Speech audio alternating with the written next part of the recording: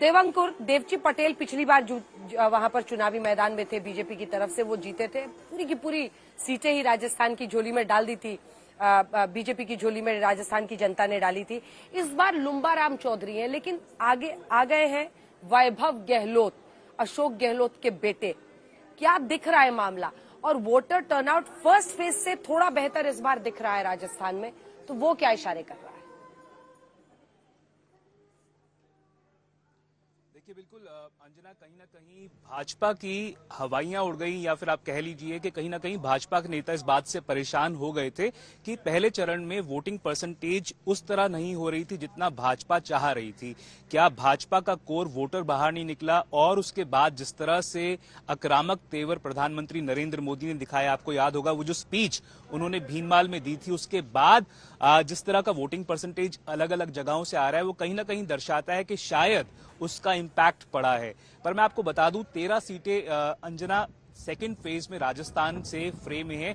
इनमें से एक बड़ा चंक ऐसा है जहां पर मैं घूमा हूं 1 से 10 तारीख के दरमियान अप्रैल के महीने में राजसमंद, भीलवाड़ा, उदयपुर, जालौर, बाड़मेर, जैसलमेर, इन तमाम इलाकों में गया हूं और मैं आपको बता सकता हूं कि इनमें से ऐसी ज्यादातर सीटें हैं जो कि भाजपा का एक स्ट्रांग होल्ड माना जाता है। भीलवाड़ा से 6 लाख से ज्यादा मतों से भाजपा का उम्मीदवार 2019 में विजयी रहा था, वो मैक्सिमम मार्जिन पूरे प्रदेश में रहा था। पर मैं आपको ये भी बता सकता हूं अंजना कि जमीनी स्तर पर भाजपा के जो नेता हैं, जो उम्मीदवार हैं, वो सबसे ज्यादा किस बात पर बैंक कर रहे हैं? वो इस बात पर बैंक कर रहे हैं कि नरेंद्र मोदी प्रधानमंत्री तीसरी बार उनका नैया जो है, उनकी नैया जो है वो पार लगा देंगे। जो उम्मीदवार तीसरी बार लड़ रहे हैं कैलाश चौधरी हैं। मैंने जमीनी स्तर पर कई लोगों से बात की, उन्होंने कहा कि सड़कें उतनी अच्छी नहीं है, स्कूल वैसे नहीं है जैसे हम चाहते हैं, शिक्षा का स्तर उतना अच्छा नहीं है। पर जब कैलाश चौधरी से बात हुई और कई बार मैंने उनको खुद लोगों से बात करते हुए उन्होंने सुना, तो वो बोले कि आप जो काम नहीं हुआ है उसकी सजा नरेंद्र मोदी को मत दीजिएगा, काम जो है वो हो जाएंगे। तो इस प्रकार की नेशनलिज्म की बात करना, केंद्रीय मुद्दों वैसे भी राजस्थान की जनता बड़ी यूनिक है इस मामले में देवंकुर, चाहे वो राजस्थान हो, एमपी हो, लोग स्टेट में अलग वोट भी करते हैं और केंद्र के चुनाव में अलग वोट करते हैं। ये बीते चुनावों ने साबित किया है। एक बार सीधा चलते हैं गाजियाबाद, जहां से कुमार कुणाल हमारे सहयोगी जुड़ रहे हैं। देखिए, पारंपरिक रूप से हम देखें तो Rajnath Singh, VK Singh, general VK Singh यहाँ पर चुनावी मैदान बीजेपी के लिए फतेह करते रहे हैं। अतुल गर्ग को इस बार वहां पर चुनावी मैदान में उतारना किस तरह से इसे देखा जा रहा है और वोटिंग परसेंटेज के नजरिए से इस पूरी सीट को समझाइए। देखिए अंजना, ये सबसे बड़ी सीट है। अगर हम लोकसभा की अगर आबादी के लिहाज से साइज को देखें तो लगभग 29 लाख वोटर हैं।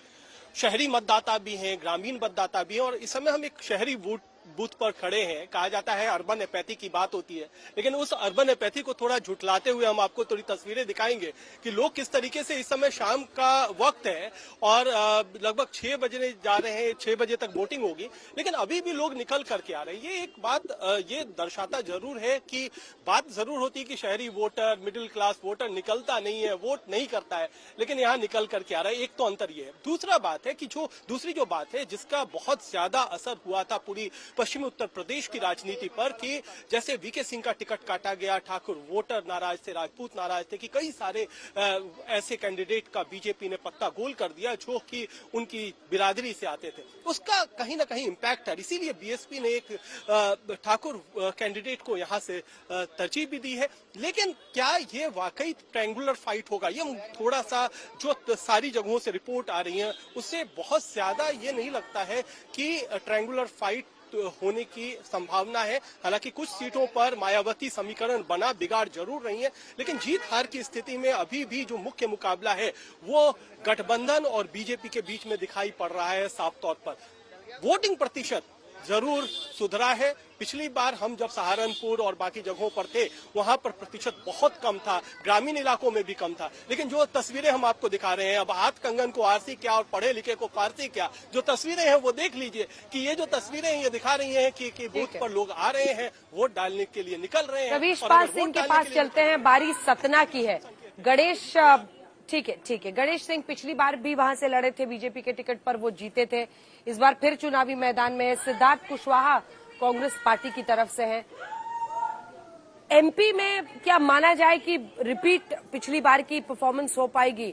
28 सीटें 29 में से गई थी बीजेपी की झोली में, क्या समझ में आ रहा है? देखिए अंजना जी, जब सबसे पहले बात तो अगर हम सतना की कर लेते हैं तो जैसा आपने भी बताया, वर्तमान जो सांसद हैं बीजेपी के गणेश सिंह, वो यहां से उम्मीदवार हैं, 4 बार के सांसद हैं, यानी 20 साल का लंबा समय उन्हें हो गया है। और अभी जिस तरीके से वोटिंग यहां चल रही है वो बेहद सुस्त रफ्तार की। आप देखिए 3 बजे तक महज 47.68% वोट यहां डले हैं, सतना में बात कर रहे हैं, जबकि ओवरऑल पूरे मध्य प्रदेश में अगर देखा जाए तो वो करीब करीब 38% के लगभग रहे थे। अगर हम वोटिंग परसेंटेज के हिसाब से देखें तो पिछले चरण के मुकाबले वोटिंग परसेंटेज लगभग बराबरी है या सुस्त चल रहा है। तो यानी जो प्रधानमंत्री नरेंद्र मोदी ने जो बयान दिया था उसके बाद बहुत कुछ परिवर्तन हुआ हो सतना सीट पे, ऐसा तो दिख नहीं रहा है। हालांकि बीजेपी के बूथ पे लोगों की ज्यादा भीड़ ये बता रही है कि गणेश सिंह के लिए मुकाबला उतना ज्यादा चुनौती भरा नहीं होने वाला है जितना हाल ही में विधानसभा चुनाव में हुआ था, जब वो खुद सतना विधानसभा सीट से चुनाव हार गए थे, अभी कुछ महीने पहले की बात है। लेकिन जब बात करते हैं तो सिद्धार्थ कुशवाहा जो सामने उनके लड़ रहे हैं कांग्रेस की तरफ से, तो देखिए सिद्धार्थ कुशवाहा और गणेश सिंह दोनों आते तो ओबीसी वर्ग से हैं, लेकिन ये जो लोकसभा सीट है ये ब्राह्मण बाहुल्य लोकसभा सीट है। और ऐसे में यहाँ से बसपा ने जो ब्राह्मण उम्मीदवार सामने उतारा है वो कहीं ना कहीं एक तरीके से कांग्रेस और बीजेपी के जो वोट, आइए आपको ऋतिक मंडल के पास लिए चलते हैं। बालूरघाट सीट से वो हमारे साथ इस वक्त जुड़ रहे हैं। सुकांता मजूमदार बीजेपी के टिकट से पिछली बार जीते थे, बीजेपी बड़ी ताकत झोंक रही है इस बार। अगर हम देखें ऋतिक, तो उनका कहना है कि हम इस बार 18 से 25 अपनी टिकट कर लेंगे। वहीं पर अगर आप टीएमसी की तरफ से देखें तो विप्लव मित्रा चुनावी मैदान में, किसका पलड़ा भारी दिख रहा है, क्या समझ में आ रहा है? वोटिंग परसेंटेज हाई है, 60%। पिछली बार भी अभी हमने देखा था सबसे ज्यादा यहीं पर यहाँ पे रहा था, और यहाँ पे अगर 60% 3 बजे तक हो गया तो अभी तो परसेंटेज और बढ़ेगा। मैं आपको बता दूं कि बंगाल में दूसरे चरण के जो मतदान चल रहा है बालूरघाट, रायगंज और दार्जिलिंग में लोग बढ़ चढ़कर मतदान में हिस्सा दे रहे हैं, लेकिन सबसे अहम बात, लोग वोट जरूर डाल रहे हैं लेकिन बातें कम कर रहे हैं। फिलहाल मैं आपको बता दूं कि ये जो 3 सीटें हैं और बालूरघाट, ये बीजेपी के लिए स्ट्रांग माना जा रहा है। कभी ये लेफ्ट फ्रंट के जो पार्टनर आरएसपी के कभी स्ट्रांग होल्ड हुआ करता था लंबे अरसे से, लेकिन अब भारतीय जनता पार्टी के दबदबा है। लेकिन इस बार के चुनाव में आकलन लगाना हम जैसे पत्रकारों के लिए भी बहुत मुश्किल बन रहा है। अब मैं आपको बता दूं क्योंकि यहाँ पर तमाम पार्टी जो है तब पूरे ताकत झोंक रहे हैं। एक तो बीजेपी के जो राज्य अध्यक्ष है सुकांता मजूमदार का ये सीट है, भारतीय जनता पार्टी के लिए वैसे ही एक प्रेस्टीजियस सीट बन जाती है, लेकिन तृणमूल कांग्रेस वो भी पीछे। ठीक है, सुनील जी भट्ट जम्मू से हमारे साथ जुड़े। वक्त की कमी है, छोटा छोटा ही सबसे बातचीत हो पाएगी। जुगल किशोर शर्मा भारतीय जनता पार्टी के पिछली बार जीते थे और एक बार फिर से चुनावी मैदान में। रमन भल्ला कांग्रेस पार्टी की तरफ से, वोटिंग परसेंटेज क्या संकेत? जी बिल्कुल अंजना, अगर हम जम्मू लोकसभा क्षेत्र की बात करें तो 3 बजे तक यहां पर 57.76% मतदान हुआ है। और ये जो लोकसभा क्षेत्र है यहां पर भारतीय जनता पार्टी के उम्मीदवार है जुगल किशोर शर्मा, जो कि लगातार 2 बार इस क्षेत्र से चुनाव जीत चुके हैं, 2014 और 2019 में। अब वो यहां पर जीत का हैट्रिक लगाने की उम्मीद में लगे हुए हैं। वहीं दूसरी तरफ कांग्रेस पार्टी के जो उम्मीदवार है रमन भल्ला, उनका कहना है कि वो इस बार बीजेपी का जो विजय रथ है उसको रोकेंगे।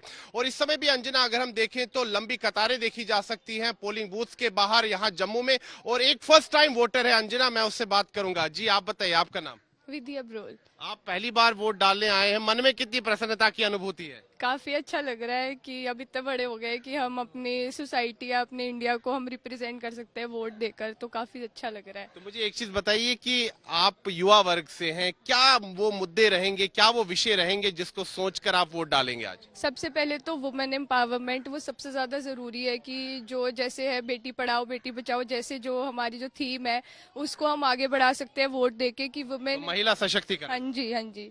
तो मुझे एक चीज बताइए, कई जो युवा वर्ग के लोग होते हैं वो समझते हैं आज तो छुट्टी का दिन है, टाइम कम है। अभिजीत करांडे हमारे साथ नांदेड़ से जुटे, जल्दी से बता दीजिए वोटिंग परसेंटेज से क्या इस वक्त दिखाई दे रहा है, क्या समझे दर्शक हमारे नांदेड़ से? देखिए ये सीट जो है ये बहुत ही प्रेस्टिजियस सीट है, क्योंकि पूर्व मुख्यमंत्री अशोक चौहान का गढ़ माना जाता था, लेकिन फिलहाल अशोक चौहान जो है वो बीजेपी के खेमे में आ चुके हैं। लगभग दोपहर तक 44 या 45% वोट गिर चुका है, लेकिन अभी भी लोग आ रहे हैं, बड़ी तादाद में लाइन में लगाकर वोट कर रहे हैं। दूसरी ओर यहाँ पर वसंतराव चौहान जो है, जो कल तक अशोक राव चौहान के साथी थे, वो यहाँ से कांग्रेस के टिकट पर चुनाव लड़ रहे हैं। हालांकि ये जो कॉन्स्टिट्यूंसी है ये बहुत बहुत ही कॉम्प्लेक्स कॉन्स्टिट्यूंसी है, क्योंकि इसमें दलित और मुस्लिम मतदाता भी भारी संख्या में है। तो महाराष्ट्र का पेपर जैसे सभी जानते हैं कि एक कठिन एग्जाम पेपर है। इस लोकसभा चुनाव में कोई भी चीज प्रेडिक्ट करने में बहुत मुश्किलें दिख रही हैं, लेकिन हालांकि लोग जो है वो वोटिंग के लिए एकदम लाइन लगाकर, हम लोग दिखा सकते हैं, साई दिखा सकता है कि लाइन लगाकर सुबह से वोट कर रहे हैं। दोपहर में तपती धूप में भी लोग वोट कर रहे थे। हम लोग कुछ वोटर से बात करना चाहेंगे। कितनी देर आप लाइन में हैं? कितनी देर से आप लाइन में हैं? 1 घंटा, आधा घंटा हो गया। आधा घंटा हो गया। टाइम लग रहा है ज्यादा? नहीं, टाइम तो नहीं। धूप बड़ी धूप है, फिर भी मुश्किलें आ रही है वोटिंग करने में। धूप का कोई असर पड़ रहा है? अभी तो कुछ नहीं है।